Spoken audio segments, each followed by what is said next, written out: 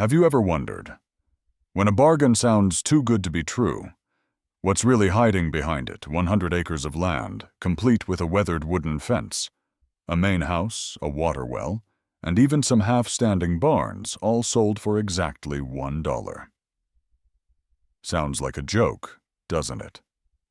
Yet that's exactly what Nolan Cassidy held in his hands when he signed the deed at the land office in the town of Red Hollow.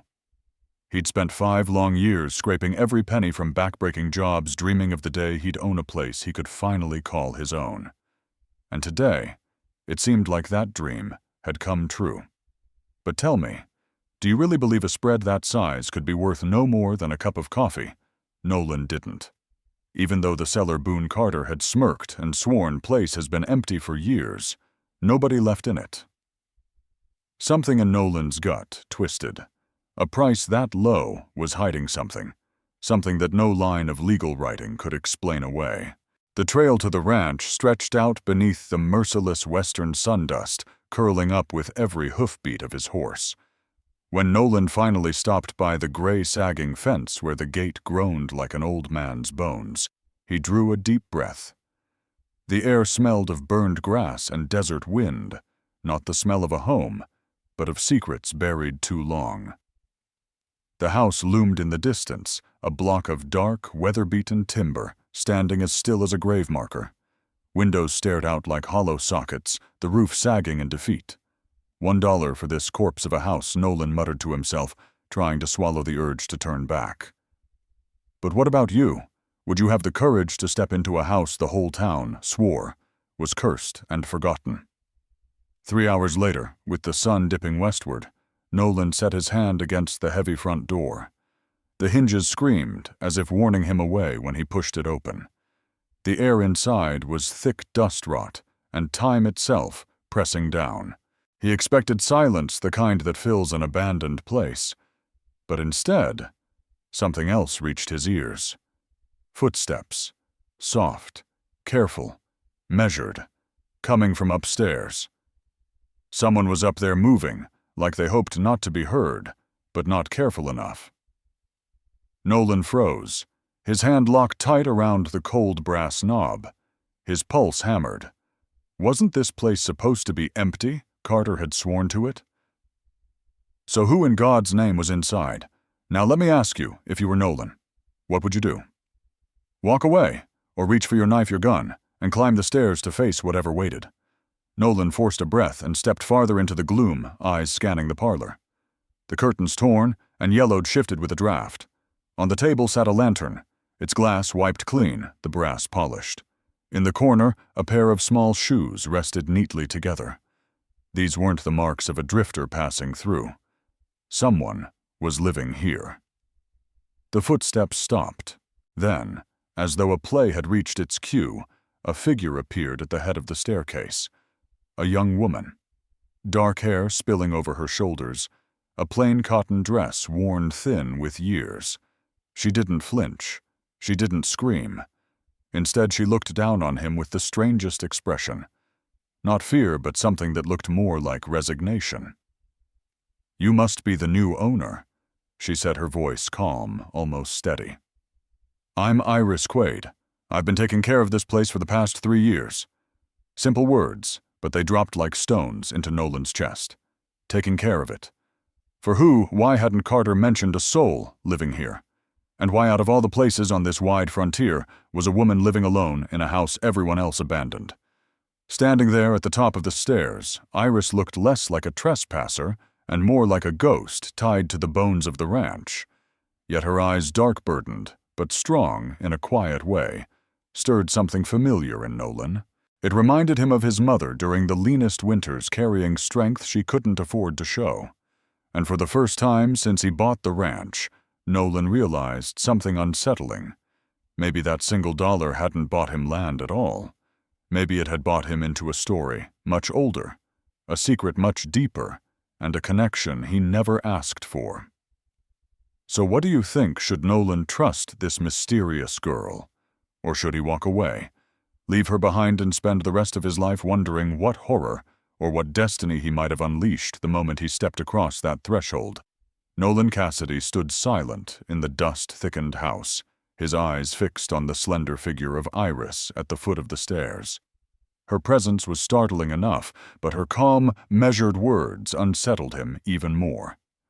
A young woman alone in this forsaken ranch, claiming she'd been taking care of it for 3 long years.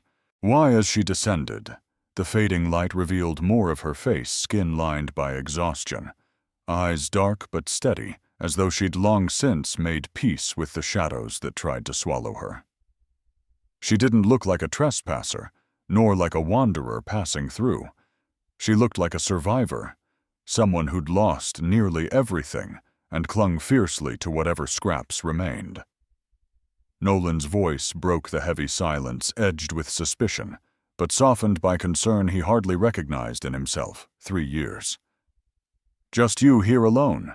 What could keep a woman bound to a place like this?" Rasses didn't answer right away. She crossed the parlor, pulled aside a ragged curtain, and let the late afternoon sun spill across the floorboards. Beyond the window stretched the grasslands, fading to brown under the western heat. The look in her eyes was one of strange attachment, as though that barren land was the only thing left tethering her to the world. "This ranch saved me," Iris said quietly. "When I had nowhere else, it gave me shelter from storms, water from the well silence, to grieve my father without interruption. In return, I patched the roof mended. The fences kept the place from crumbling completely. We've been taking care of each other, this land, and maybe that doesn't make sense to anyone else, but it does to me." Nolan felt something tighten in his chest. He knew loneliness. He had buried his wife after the fever swept through their town, and the silence of his home had nearly undone him. But at least he'd had neighbors work some thread to cling to. Iris had nothing but rotting walls and the company of ghosts. But Carter, why would he sell this place? Nolan asked. If you've been here all along, why wouldn't he know? Iris gave a faint smile, hollow and humorless. Carter knows less than he thinks. This land holds more than deeds or fences. Truth is, I couldn't leave even if I wanted to. Nolan frowned. Couldn't leave. Why not? For the first time, he saw true fear flicker across her face. Her hands clasped tight before her chest, trembling slightly, though her voice remained steady enough to hide it. "Because there are men hunting me," she confessed. "For 3 years, these walls have been my refuge, hiding me from their eyes. They believe I carry something they want, something my father left behind, before he died." Nolan stepped closer, his voice gentler now. "Your father?" Her expression darkened, shadowed with grief. "He was killed in a mine collapse. Folks called it an accident. But I know better, it was murder. The Maddox brothers made sure of it. My father was the one who discovered the richest vein of gold in these hills. He mapped every inch of it, kept records planned to file his rightful claim. But before he could, they struck. They forged debts, false papers, and stole everything from us. Our home, our land, our future." Her voice broke for an instant, but she pressed on, forcing the words through clenched teeth. "They thought they buried all the evidence. But I found where Father hid the real documents. The deed, the survey maps, every scrap of proof. And that's why they've hunted me, across 3 territories. Because if those papers ever reached a courthouse, the Maddox empire would crumble overnight." The room fell into a heavy silence. The wind outside rattled the cracked shutters, like the land itself shuddered at her words. Nolan looked at Iris, and instead of seeing a fragile woman in need of rescue, he saw a wounded survivor, someone who had traded 3 years of solitude for the chance to guard a truth too dangerous to release. He felt the weight in her voice, the dry ache of tears that had long since run out. And deep inside, something stirred in him, something more than pity. It was recognition. He too had carried grief that hollowed him, had felt the rage of loss when fate tore away what he loved. The death of his wife had nearly broken him. But Iris, she bore her wounds, and still chose to stand not for herself, but for justice that had yet to be served. "Where are they?" Nolan asked softly. "The papers." Iris fixed her gaze on him, searching his face for cracks for betrayal. Then she shook her head, holding the secret close. Safe. But if you stay here, you need to understand you're not buying a ranch anymore. You're buying into a war. Nolan swallowed hard. Outside, the sun was sinking low, stretching the ranch's shadow, long and thin, across the valley. And in that moment he knew his fate had shifted the instant he'd pushed open that creaking door. What he had purchased for $1 was not land. It was a burden, a secret, and a bond to a woman carrying the weight of an empire's lies. Outside, the sky had turned the color of tarnished copper as the sun slipped low. Inside the old ranch house, the air felt heavier than ever after Iris's confession.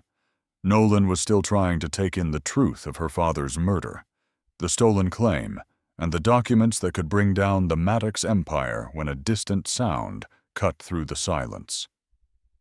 Hoofbeats. At first faint, carried on the wind. Then louder, sharper, echoing off the hard dirt trail that led to the ranch. Nolan moved to the window, Iris close behind him. He pulled the tattered curtain aside and saw them 3 riders approaching at a steady, deliberate pace. Still far enough away that their faces blurred in the distance, but close enough that their purpose was clear. They weren't passing travelers. They were coming for something. Iris froze her fingers, clutching the edge of the curtain. "They've found me," she whispered. Her voice held not only fear, but the weary acceptance of someone who'd been expecting this moment for years. Nolan's jaw tightened. His heart pounded, but his hand stayed steady on the windowsill. He'd known loneliness, even grief, but he'd never been hunted. And yet after only 1 day in this place, danger had already wrapped its claws around him. The riders slowed as they reached the yard, stopping about 50 yards from the porch. With practiced ease, they spread out in a loose semicircle, cutting off every path of escape. The man in the center swung down from his saddle, the leather creaking under his weight. He removed his hat, revealing a weathered face, gray-streaked mustache, and eyes as sharp as broken glass. Iris's breath caught. "Wade Harper," she murmured the name, spilling out like a curse. "He's Maddox's most loyal hound. If he's here, it means the brothers finally closed the circle around me." Nolan didn't know Harper by reputation, but he knew the look of seasoned predators. The way they moved, the way their hands hovered near their guns. It wasn't random. These were men who lived by the hunt, and Iris was their quarry. Harper started forward, boots crunching against the dirt. Each step felt like it pulled the air tighter, a rope winding around the ranch house. The 2 men flanking him remained, mounted eyes scanning the yard, hands resting just loose enough on their holsters to draw at the first twitch of trouble. Iris Quaid Harper's voice carried across the open yard, rough and commanding. "We know you're in there. Time to stop running and face what's coming." Silence followed, broken only by the hiss of wind through the warped boards. Nolan glanced at Iris, her face pale but her chin lifted in defiance. This was no surprise to her. She'd lived every day, waiting for it. "If you want out, now's your chance," Iris whispered, her hand trembling as it touched Nolan's arm. "There's a back way. Follow the creek bed, and you'll lose them. They want me, not you." But Nolan shook his head. The answer left his lips before he had time to doubt it. "No. This is my land now, and no one sets foot on it without my say-so." Iris's eyes widened at his stubbornness. For a heartbeat, their gazes locked, and in that unspoken exchange, something shifted, an alliance neither of them had asked for, but both knew they would need. On the porch outside, Harper had reached the first step. He tipped his head back toward the door, and a cold smile curled across his lips. "Well now," he drawled, "looks like the lady's found herself a protector. But let's be clear, friend, this has got nothing to do with you. Hand her over, and you'll get to keep your skin. Might even get to enjoy your dollar ranch in peace." The silence stretched thin, as wire vibrating with the threat of violence. Sweat slid down Nolan's spine, but he didn't move. He couldn't. Walking away now meant betraying the one part of himself that still believed in decency. Harper's fingers tapped against the worn grip of his Colt. each hollow knock like a ticking clock counting down to bloodshed. Behind him, the mounted men shifted slightly, reins, taut eyes, cold and ready. From inside the house, the faint groan of floorboards whispered a sign Iris was moving quickly, perhaps hiding the papers. Nolan knew every second he held his ground at the porch was another second she had to prepare. And so he stayed standing square in the doorway, his body a thin line between the ranch house and the hunters outside. He didn't know how long the standoff could last, but he knew the moment Harper's patience snapped, bullets would fly. Wade Harper stood at the foot of the steps, eyes gleaming with challenge. The evening wind kicked dust across the yard, lifting the gray-streaked hair at his temple. His two men stayed mounted, watching like hawks, their hands resting lazily, but ready on the grips of their guns. The air was so tight it felt heavy, every breath a burden. Nolan Cassidy could smell the leather, the sweat, the faint trace of gun oil that always seemed to ride with men like Harper. It was the scent of danger, the kind that never left without blood. "This is your chance," Harper growled, his voice as rough as gravel in a tin can. "Don't be a fool. Hand the girl over, pretend you never saw her. You'll get to keep your little patch of dirt. $1 for her life sounds fair enough, don't it?" For a heartbeat, Nolan's hand trembled. He'd never stood face to face with hired killers, never felt the weight of death hanging in the air this close. But when his eyes caught Iris's shadow moving in the window, her face pale, her hands clenched tight, he knew there was no turning back. Walking away meant betraying not just her, but the last decent piece of himself. He drew a long breath, then stepped fully onto the porch. His shadow stretched across the weathered boards, and his voice came out firm, steady. "I bought this land, legal and fair. Everything on it belongs to me. She's not going anywhere." The words cracked through the tension like a rifle shot. Harper froze, then barked a laugh, dry and hollow. "You're betting your life on a woman you've known all of half a day. Lord Almighty, that's either the dumbest thing I ever heard, or the most romantic." Nolan didn't bother answering. He just stood his ground, eyes locked on Harper's. That silence, stronger than any speech, told its own truth. Inside the doorway, Iris edged closer, her chest tight with something she hadn't felt in years. For 3 long winters and longer summers, she had trusted no one, believing trust itself was a death sentence. Yet here was a stranger, a man who owed her nothing, declaring with his stance that he would not abandon her. A fragile warmth stirred in her chest, something like hope. Harper's grin faded, replaced by a hard line. His hand brushed the butt of his Colt, and his voice lowered. "You don't understand what you're stepping into, Cassidy. This ain't about land. This is Maddox business. And crossing the Maddox brothers means digging your own grave." "Maybe so." Nolan shot back, voice firm as iron. "But I know one thing. When a man owns land, owns a roof, he's got the right to say who steps on it. And you weren't invited." The conviction in his tone made Iris's throat tighten. Her hands shook, but not from fear. No, this was something else. For the first time in years, she felt the weight of her burden lighten just a little, because someone else had chosen to carry part of it. The scene held like a painting, 3 predators in a half-circle, a lone rancher on his first day of ownership, and behind him the woman whose secret could drown them both in blood. The sun's dying light bathed the standoff in gold, turning every shadow sharp. And in that frozen moment, what shone brightest wasn't fear, it was resolve. Harper's jaw tightened. His words came slow, laced with venom. "You think you can save her? You don't know what she's hiding. We've hunted those papers for 3 years. They're worth more than every drop of blood spilled for 'em. You'll end up with nothing but a grave marker on your shiny new land." Nolan's eyes didn't waver. "Then dig it." But she stays. Iris's breath caught. Her vision blurred as tears pricked her eyes. Tears she hadn't allowed herself in years. In all her nights of running, she had never once heard words like those spoken for her sake. Fear was still there, danger as close as the iron on Harper's hip. But alongside it bloomed something stronger, something she thought had long since died: trust. Trust in Nolan Cassidy, and in the choice he'd made to stand beside her come what may. Wade Harper's jaw clenched as his hand lifted the Colt from its holster.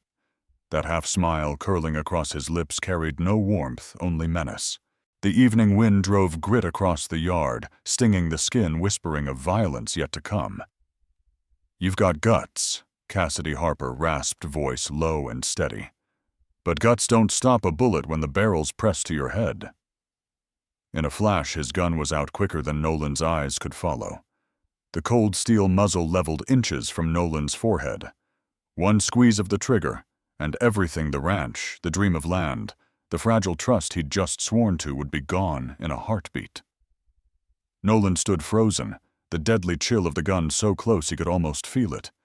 His pulse thundered, sweat trickling down his temple, yet his gaze never left Harper's. He knew if he flinched, if he showed one crack in his resolve, the wolves in front of him would tear him apart. "Last chance," Harper hissed, finger tightening on the trigger. "Step aside, or this porch will become your grave." The silence was suffocating, stretched tight as a rope ready to snap. Behind Harper, the two mounted men leaned forward in their saddles, eyes, sharp bodies coiled for violence. Even the wind seemed to pause, as though waiting for the first shot. Then, from behind Nolan, the old door creaked open.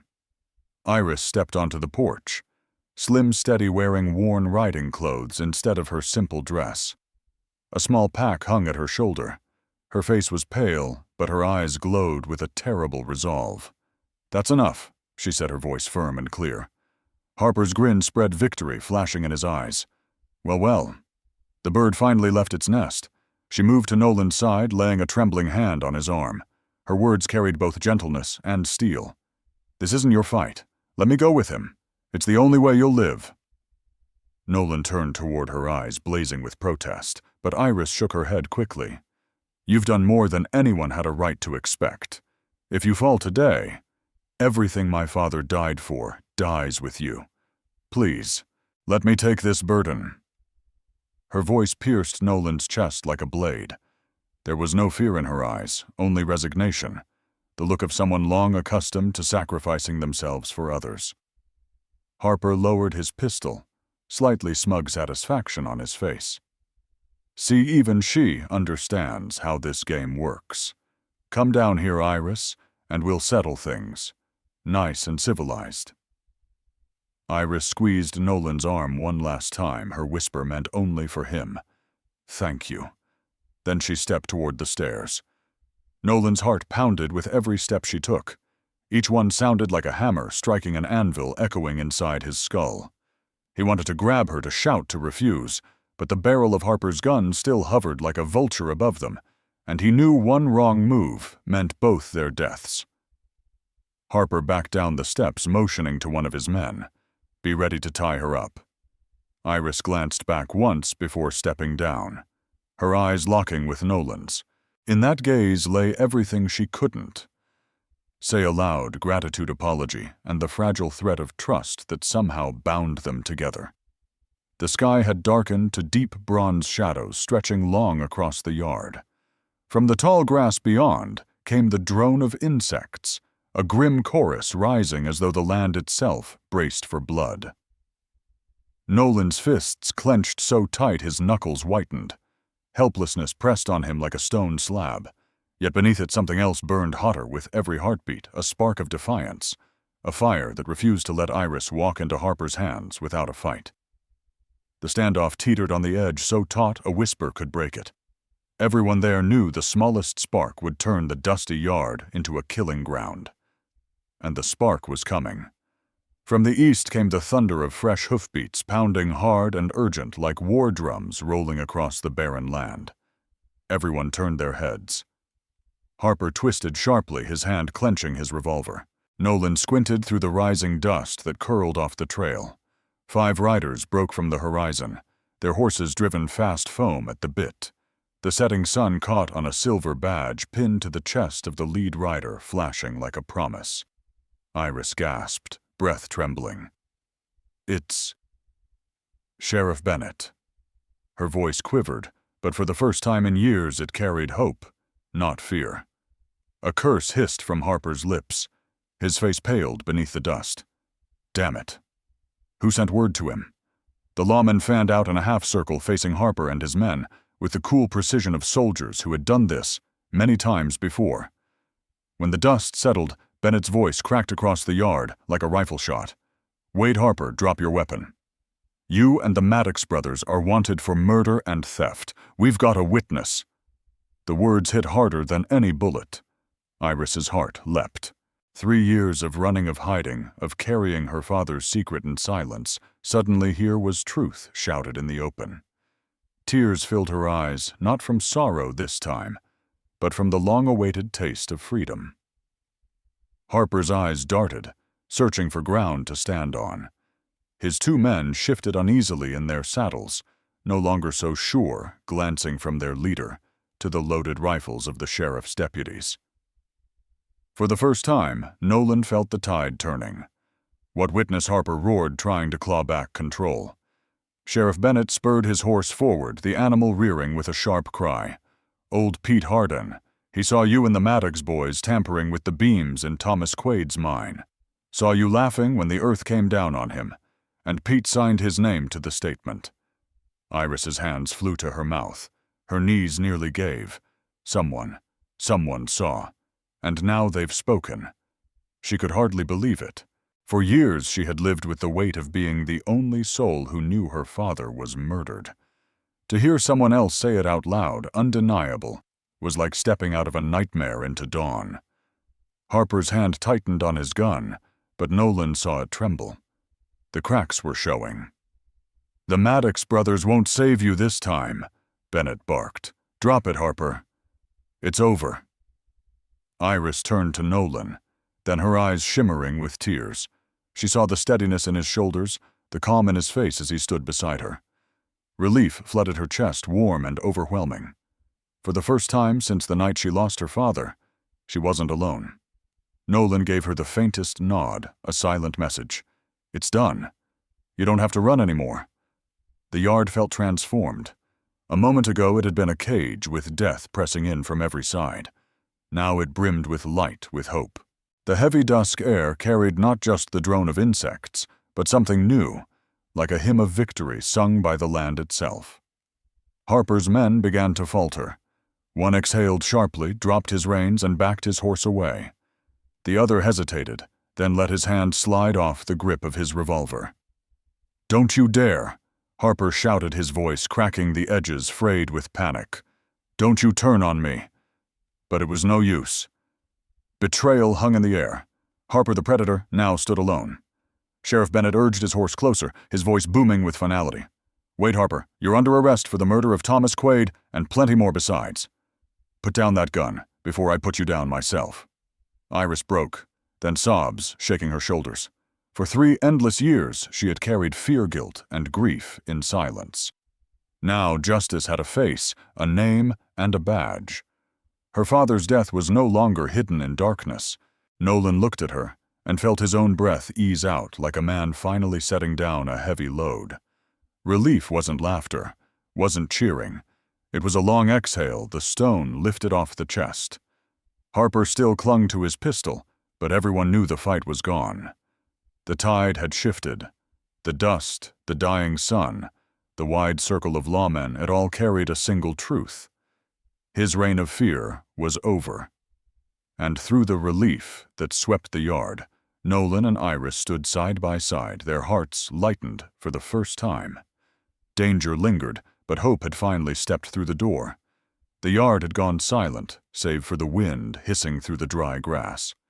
Wade Harper still stood there, his revolver trembling in his hand, eyes darting wild like a cornered beast. The 2 riders who'd once flanked him had turned their backs, leaving him stranded in the circle of guns. "Don't fool yourselves," Harper spat, voice cracking with desperation. "You think hauling me in changes anything. The Maddox brothers won't stop. They'll burn this ranch to the ground. Bury that girl, and every last one of you beneath the dirt." Sheriff Bennett remained steady in the saddle, his eyes sharp, his tone calm as stone. "Maybe they'll try. But today, Wade Harper, your road ends here." A ragged laugh tore from Harper's throat, the madness of a man who knew his time was up. And Nolan saw it plain as day. Harper wasn't aiming to surrender. He was aiming to drag someone down with him. "Let's see who drops first," Harper roared. He whipped his revolver up, aiming not at Iris, but at Bennett. The shot cracked like thunder. The deputies answered in the same breath, 3 flashes, 3 booms, and the dust swallowed the sound. Nolan dove sideways, heart hammering. When the smoke cleared, Harper lay sprawled in the dirt, eyes staring wide into the blood-red sky.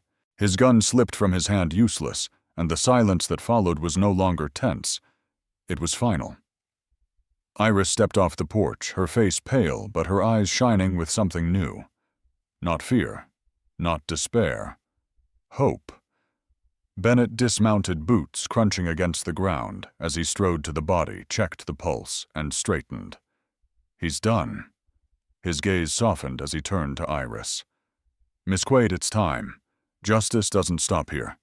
If you're willing to testify, the Maddox brothers will hang." Her breath-shuddered hands trembling, but she nodded. "I've hidden the truth long enough. My father deserves better than silence. I'll tell everything." She walked back inside Nolan, close behind her steps, growing firmer with each stride. She knelt beside the loose floorboard near the hearth, lifted it carefully, and drew out an oiled bundle worn soft with age. When she unwrapped it, the room seemed to still. Papers, survey maps, signatures and seals. Proof that Maddox had stolen, lied, and killed to cover it. Iris clutched them close for a moment, then placed them into Bennett's waiting hands.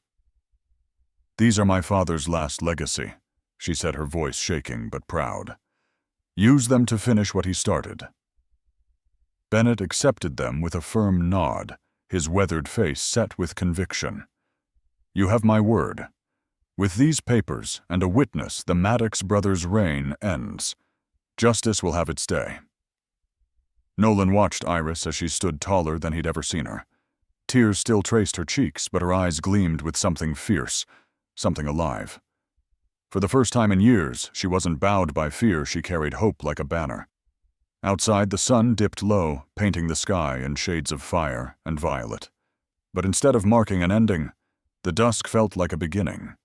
The wind pushed through the broken fence lines, carrying with it the promise of a tomorrow where truth would no longer be buried. Nolan stood beside Iris, his gaze steady on her slim but unyielding figure. He knew the fight ahead would be hard. In the courthouse, the Maddox brothers would throw their money, their influence, everything they had to wriggle free. But he also knew this Iris wouldn't be alone anymore. And standing there on that porch with the sheriff's men gathering evidence and the body of Wade Harper cooling in the dirt, Nolan let the weight he'd been carrying fall away. In its place grew something stronger, a spark, a belief, hope. Hope that justice would stand, hope that Iris would find peace, and hope that maybe the ranch bought for $1 could become the soil where a new life, a shared life, might finally take root. The sun dipped low, spilling gold across the distant ridges. The smoke of gunfire had cleared the sheriff, and his deputies were gone, and all that remained on the $1 ranch was Nolan and Iris, 2 figures standing side by side on a weathered porch, looking out across the endless sweep of land. No more shouts of outlaws, no barrels aimed at their hearts. Only the hush of evening wind through the broken fence and the soft clicking of insects, announcing the coming night. Nolan turned to Iris. She was no longer the trembling fugitive he had first met, but a woman standing tall, her eyes wet with tears, yet bright with a new kind of light hope. He realized that though they had only just met, they had survived something together that bound them tighter than years of acquaintance ever could. Iris, Nolan said, his voice rough from the strain of the day, "You don't have to run anymore. This can be your home if you want it." She looked back at him with a faint, trembling smile. "You know, Nolan, I've called this place home for 3 years, but I never really believed I belonged here. Maybe now, I've found what was missing." Nolan didn't ask what she meant. He simply extended his hand hard, calloused, steady. Iris placed hers into his small, yet unyielding, and the clasp between them said more than any vow ever could. That was the moment a new chapter began.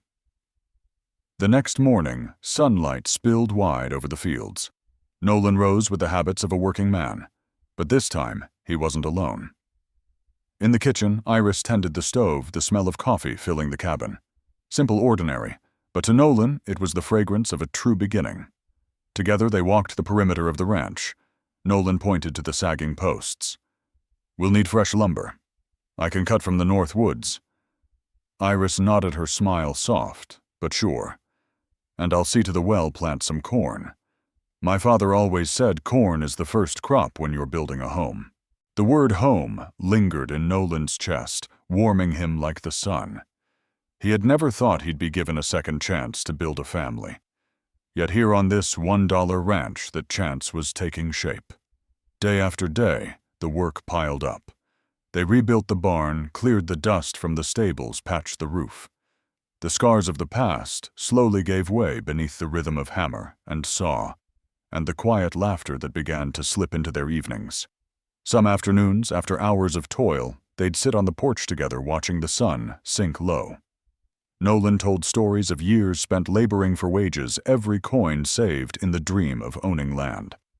Iris shared memories of her father, of her childhood dream, to see horses running free across her family's own pasture. Each story stitched them closer, weaving two wounded lives into something whole. And from that closeness, a new tenderness grew, not rushed, not loud, but steady and strong. Word spread in Red Hollow. Folks whispered about the $1 ranch, the place where the sheriff had ridden in, where outlaws had fallen. But more than that, they spoke of a man and woman, two souls who might have been broken, now building something together on land no one thought worth a dime. The people of the West valued grit, honesty, and courage. Seeing Iris step forward, willing to testify against the Maddox brothers, stirred quiet respect.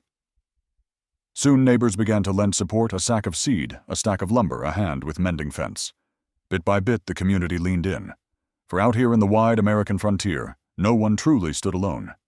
Justice and survival were never just personal. They belonged to everyone.